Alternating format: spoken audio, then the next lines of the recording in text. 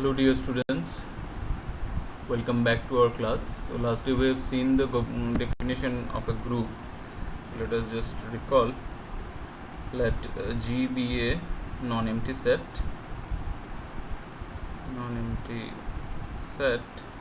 and star be a binary operation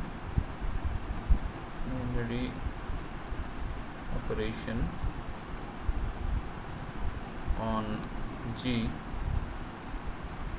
Then G star, this ordered pair, is said to be a group,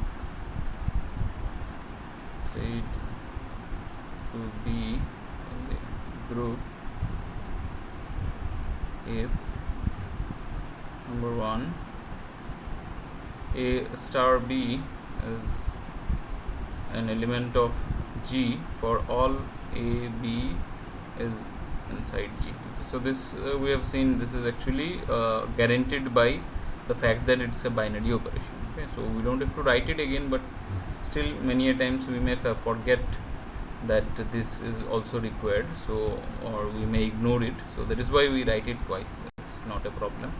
So A star B should be in G for all A, B in G. So if you remember, this is called closure property. Okay.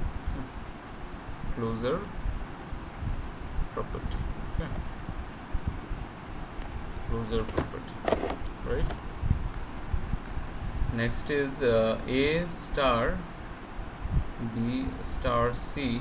This should be equal to A star B then star C. Okay, for all A, B, C inside G. Okay, so this is the associative property. Okay, number 3, there exists an element E inside G such that is the property A star E will be always A will always be E star A for all A in G. Whatever element you take from G, it will always its composite, or its if you operate that with E, the identity element, it will always give you A. Okay, so this is the existence of identity.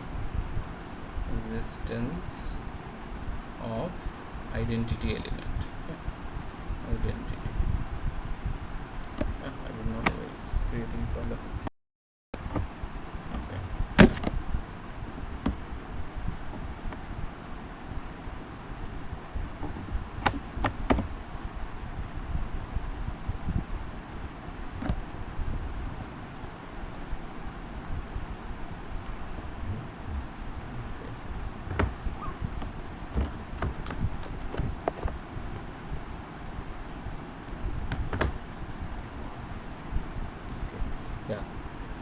So this writing pad was creating a problem.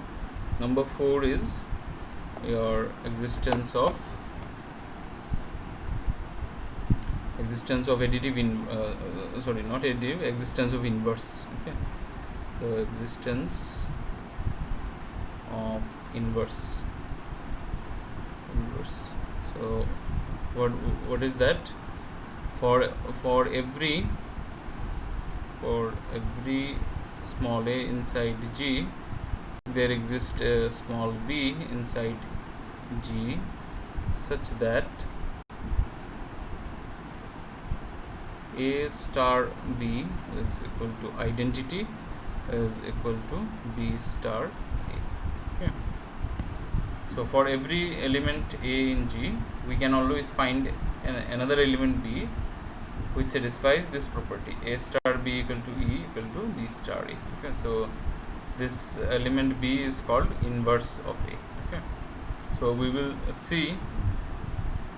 Okay, so this is the definition of group. So we will see whether this element E that we have called, is it a unique element? Okay, is there any other element which satisfies this in the same condition? And also we will see for each A in G whether there exists a unique B. Okay, means there is only one and only one B which satisfies this, or there are many other B's. Okay, that we have to see, we have to check.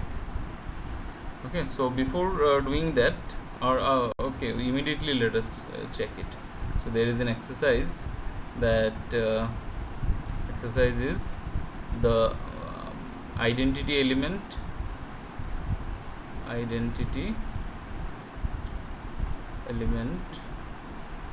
of a group is unique. Okay, is unique. Okay, so there is only one element which satisfies this. Okay, so the solution is very simple. So it's 1 mark or 2 mark question. Okay, so let G be a group. So let us suppose that there are two identities. Okay, and let E and or E bar be two identities. Okay, elements. Okay, identity elements. Then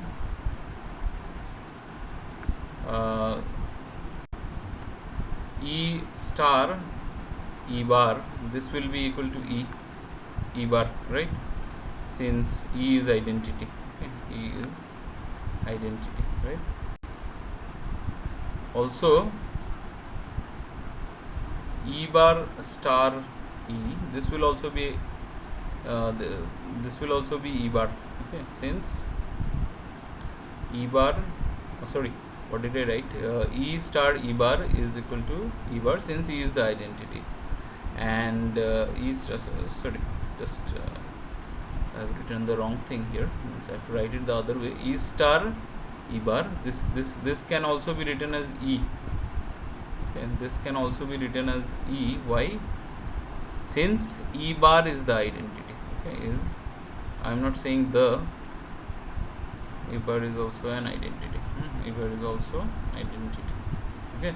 See what is the property satisfied by an identity element? Any other element multiplied with operated with this identity element gives the element itself. Okay. So here I have considered E and E bar as identity elements. So in the first case you consider E as identity element. So E bar operated with E will give you E bar, right? In the second case you considered E bar as identity element. So E multiplied with E bar will give you E. Okay. So from these two, what do you see? You see, compare the LHS and RHS.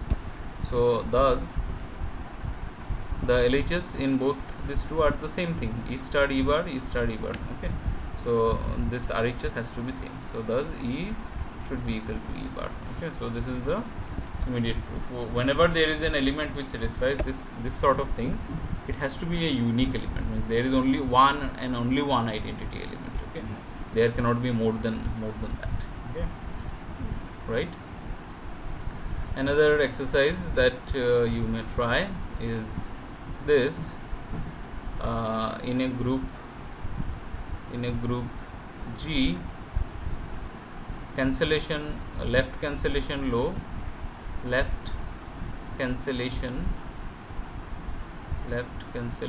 law holds. Okay, so all these are very small 2 or 3 marks problems. Okay, 1, 2 or 3 marks problems.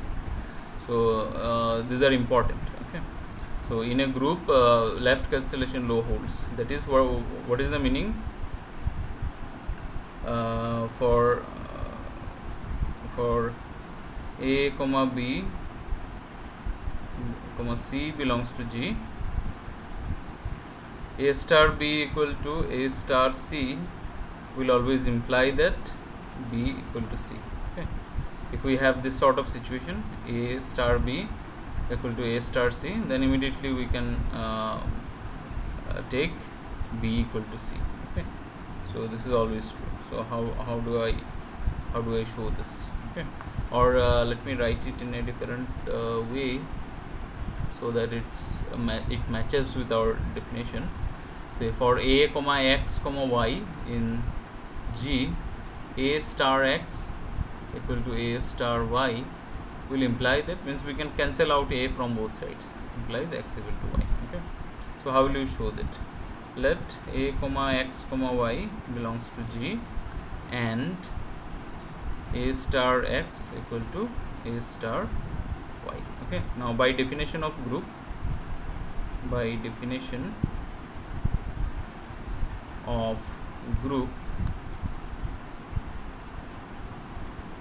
for the element A in G, there exists an element B in G such that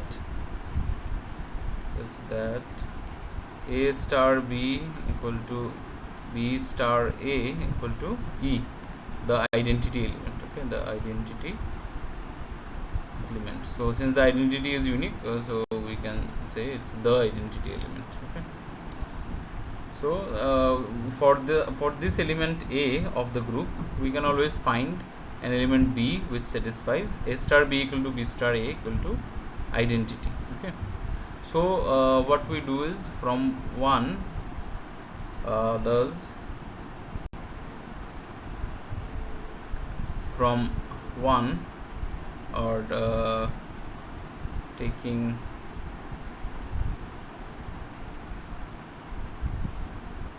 operating or pre-operating. Okay, so we are operating on the left side. Okay, so in group, remember, operating on the left, operating on the right, they are different. Okay, because it may not happen that A star B equal to B star A always. Okay, so usually A star B is not equal to B star A. Okay, so pre-operating B on both sides of 1 we get what do you get? B star A star X is equal to B star A star Y. Okay. So from here I can use the associative property. Okay, so B star A star X equal to B star A star Y. Okay, so from here again B star A is what? The identity element. So E star X, B star A is again the identity element, E star Y. Okay, what is E star X? By the property of identity it is X, and this is by the property of identity it is Y. Okay, so thus left cancellation law holds. Left cancellation law holds. Okay. So this is the proof, very simple proof. Okay, just use the property that for each A in G there exists a B which satisfies this. Okay. So another exercise that we can quickly do is, in a group, the right cancellation law holds. Okay. Exactly similar. So I want you to complete it yourself. The right cancellation law holds. Okay. So what is that? That is for A comma X comma Y inside G, X star A equal to Y star A will always imply that X equal to Y. Okay, so we can cancel A from both sides, right? Another very important result that will follow from the cancellation law is this: for each, or in a group G, let me write it this way, in a nice way, in a better way. In a group G,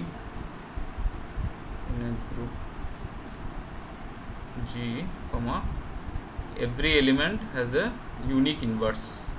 Every element has a unique inverse.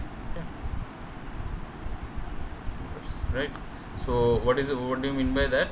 This one, the fourth one here, for each A there exists a B. Okay, so not only there exists a B, this particular B is unique. Okay, so there cannot exist any other element which satisfies the same thing. Okay, so the solution is pretty simple. Let A belongs to G, be any element. Okay, be any element. So let B and C be such that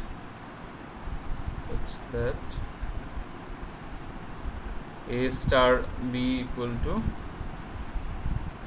identity equal to B star A, and A star C equal to identity equal to C star A. Okay, so what we can do is, from this two itself it will follow. We can apply directly the cancellation law. So A star B will be equal to A star C. Okay, so from there I can write B equal to C. Okay, so or you can do it without using this. So we have A star B equal to identity, right? So you take A star B then with C, sorry, you compose this with C. So from this I can write C star A star B will be equal to C star E, right? So what is C? C star A, by associative property I can write it, and C star E is C. And from here, so what is C star A? C star A is identity element, star B will be equal to C. But what is identity star B? It is just B, so B equal to C. Okay, so from this also it will just follow. So I don't need to use this, even though it follows from the cancellation law. Okay.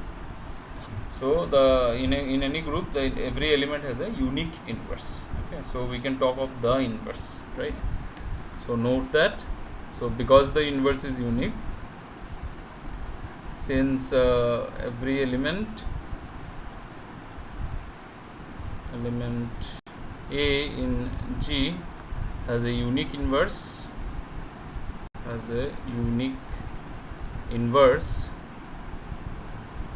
so we denote the inverse of A by this symbol A inverse.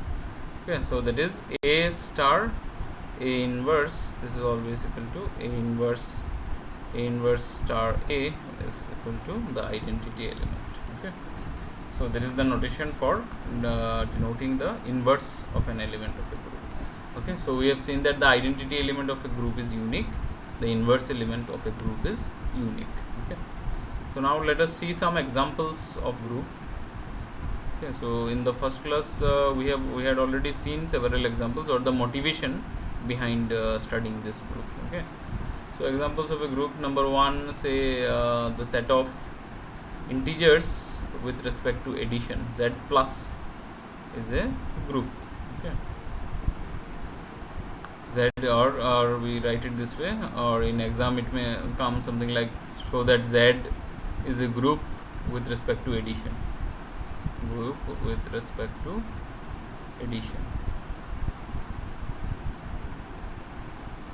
Okay, so how do you justify?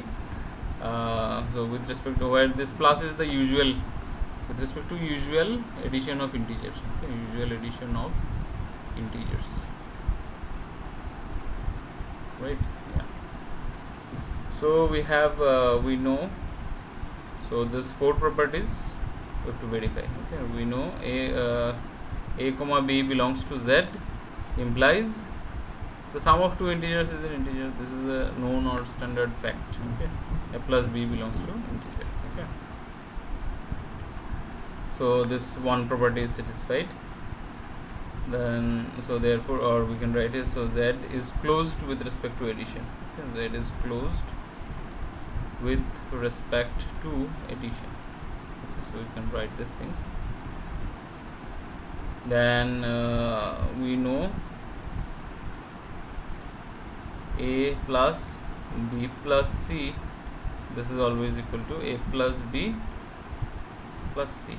Okay, for all A, B, C inside Z.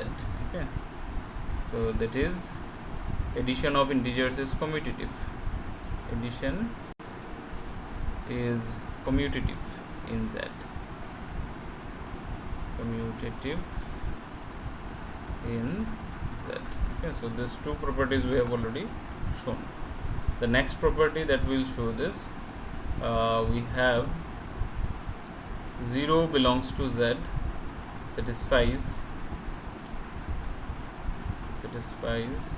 A plus 0. This is always equal to A, equal to 0 plus A for all integers, for all A belongs to Z. Okay, so therefore 0 is the additive identity. Okay, and 0 is the additive identity or identity element. Okay, 0 is the identity element. Okay, next for A belongs to Z, we have minus A belongs to Z. Okay, so if 2 belongs to Z, minus 2 is also an integer. Okay, so for any integer, minus of that integer, that is also an integer. Okay, so we have minus A belongs to Z, and what is A plus minus A? A plus minus A will be equal to 0, which is equal to minus A plus A. Okay. So therefore, minus A is the additive inverse of is the inverse of the inverse of A in Z. Okay. So therefore, hence Z plus is a group. Okay, so this is the proof, right? Number 2 example, say the set of Q with respect to plus, okay, is a group. Exactly the same thing, addition of rationals, okay, is a group. Okay, number 3, the set of reals with respect to addition is a group. Okay, so please try to do these things. The writing is exactly similar to whatever we have written for Z. Okay, there is no change at all. Okay, sum of two real numbers is the real numbers. Real number satisfies associative property. Okay, so those things are already known. Okay, now there is another example, say number 4. So they show that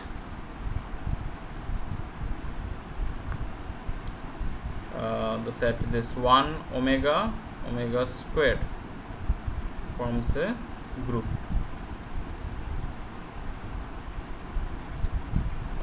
Before this, let me just define another term.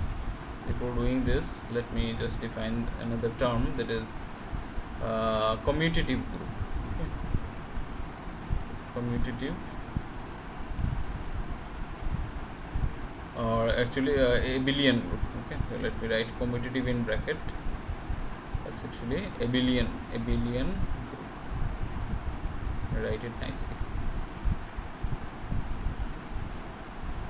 Abelian group. So what is the abelian group? It's any group which satisfies abelian property. Okay. The group G or G star, group G star is said to be abelian. So to be, first it has to be a group. Together with that, it has to satisfy another property. Okay, abelian. So Abel was a mathematician, so in his respect, the name abelian has been given. Is said to be abelian if A star B equal to B star A for all A B inside G. Okay. So this is an abelian group, right? Group G star is said to be abelian if A star B equal to B star A for all A B inside G. Okay. So what about this group Z plus? Is it an abelian group?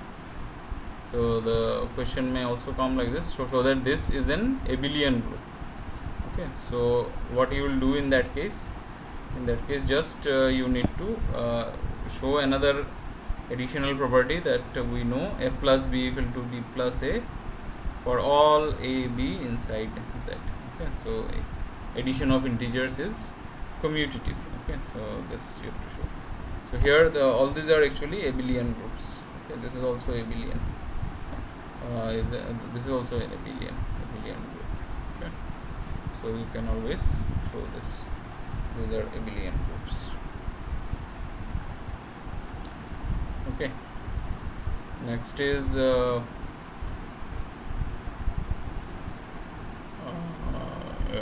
So let us try to show whether this example show that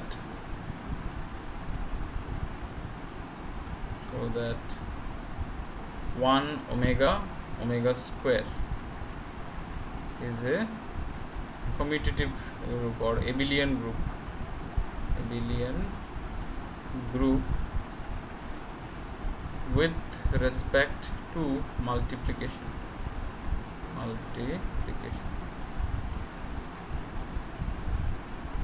Let's show that this is an abelian group with respect to multiplication. Okay, so we do it in a different way. here what I need to check is where what is this omega? Omega is a cube root of unity. Okay, cube root of unity. Okay, so you have done these things in higher secondary.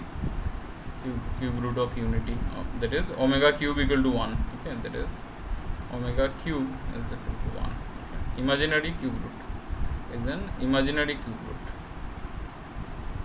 Okay, not even 1 is a cube root. Okay, so here omega means imaginary cube root of unity. Okay, so here what we do is we do it in different way. So we have to check that the product of each of these elements, any two of these elements, always lies inside the set itself. Okay, so for that we construct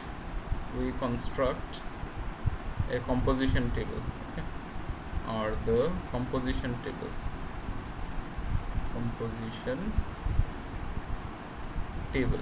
Okay. So how to construct this composition table? So you will draw one line here, another line here, and then you will write the composition here is multiplication. Okay, and you write the elements here, 1 omega square, here also 1 omega square. Okay, so what is this? So you have to fill up what are the results of the operations. Okay, you have to fill up the results of these operations, right? So see, 1 multiplied with 1. Okay, what is that? 1. Then 1 multiplied with omega is omega. 1 multiplied with omega squared is omega square. Omega multiplied with 1 is omega. Omega multiplied with omega is omega square. Okay, this row into column like that. So omega into omega square, that is omega cube. Okay, so omega square into 1 is omega square. Omega square into omega is omega cube. Omega cube means what? Is 1. Omega cube is actually 1, right? And omega to the power 4, that is actually omega cube. Omega to the power 4 is actually omega cube into omega. So this is nothing but omega. Okay, so you see, from the composition table you see the product of each elements or any two elements is an element inside the set itself. Okay, so the closure property is satisfied. Okay, also the abelian thing is satisfied. See, omega into 1 is same as 1 into omega, right? So if in the composition table the matrix that we get is symmetric. Okay, so here you see this is symmetric. A12 equal to A21, A13 equal to A31. Okay, like that. So if we get a symmetric matrix in the composition table, then the group is actually abelian. Okay, right? So here we can see that from the composition table,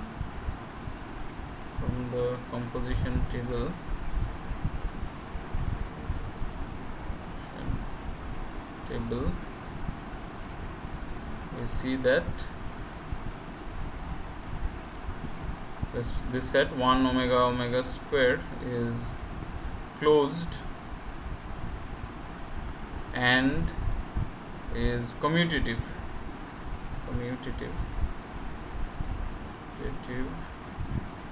with respect to multiplication. Okay. Multiplication. Okay. Then it is associative as,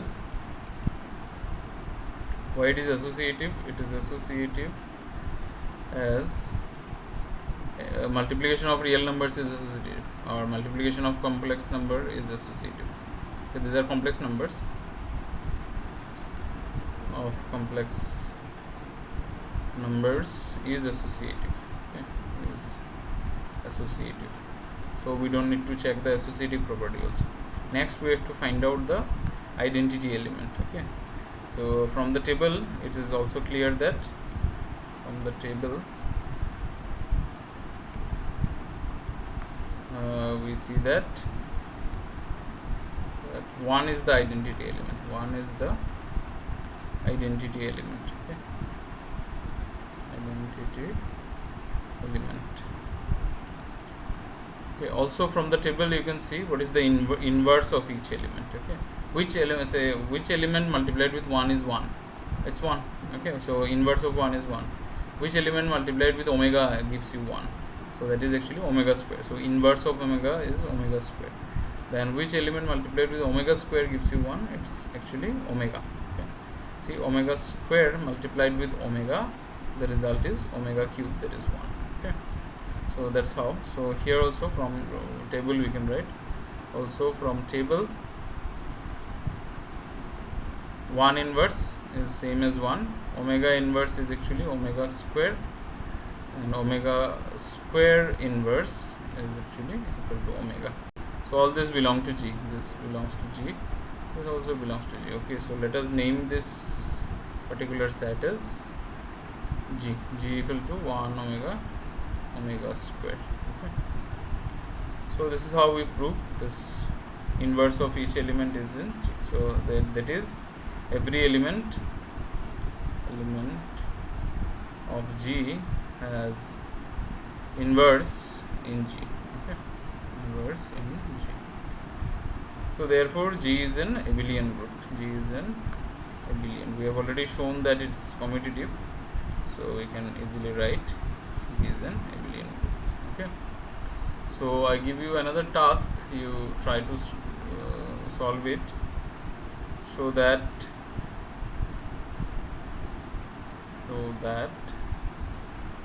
1 minus 1 I minus I. Okay. This is a group with respect to multiplication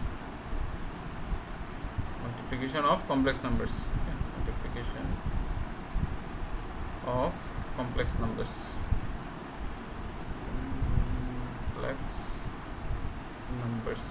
Okay. So you try this. Right, is a abelian group actually, abelian group with respect to multiplication of complex numbers. Okay. So in the next class we'll do something more.